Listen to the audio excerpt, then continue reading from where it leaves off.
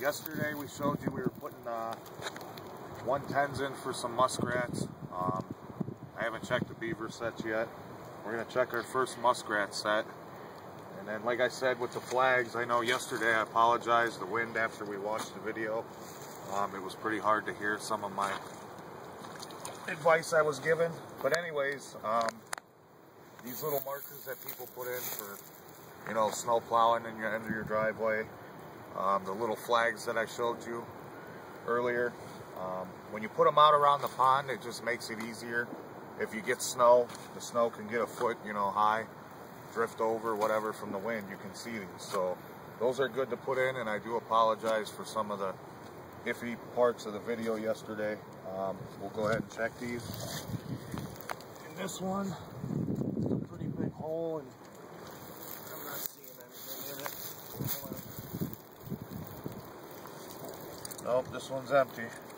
And then again, yesterday I was talking about my anchors, and like I said, the wind was blowing. With these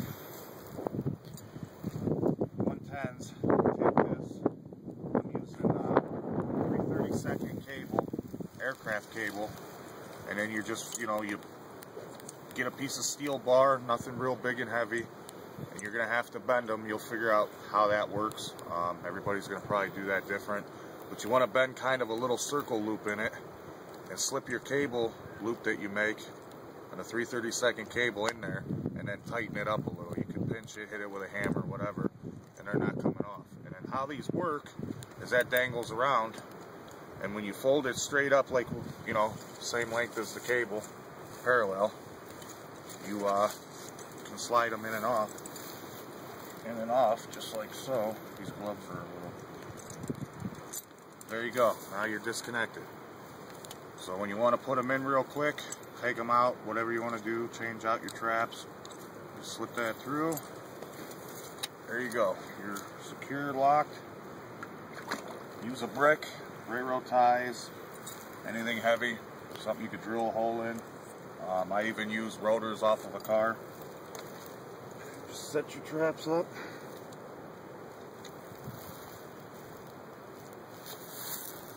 And I noticed we broke both sides of the dam, and we dropped the level again in the pond. So that's a good thing. We can see the rat holes, and you can get in there better. Even though your trap might stick out, they're still going to go through it. So we're going to go check some other ones here. If we got anything else? I'm going to check the colony trap. And the reason they're called that is because they're basically a cage set. This is a folding one I made. I just basically use zip ties. I'll show you in a later video on how to do it. But the way it works is it's collapsible. Okay, right now it's set up to go. And basically they swim in, the door shuts, they can't get out. But to collapse it, you just flip it around, your doors fold down, and then you can fold this one up. I'm not setting this one here because I already have one set. So I'm going to pull it up and see if we got any rats on it. And got a little bit of the seaweed junk. And no rats. But anyways, this one does not collapse.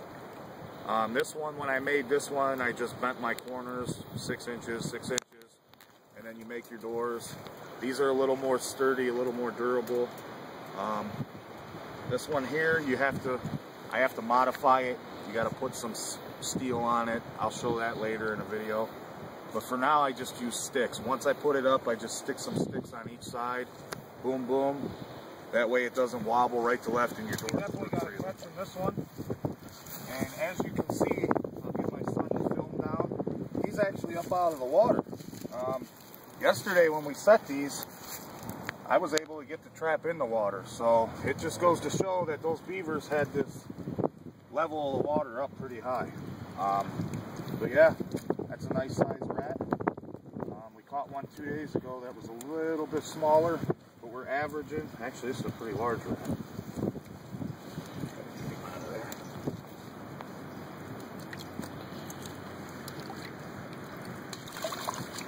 Well, I washed all the fluffiness off of them to get the mud off of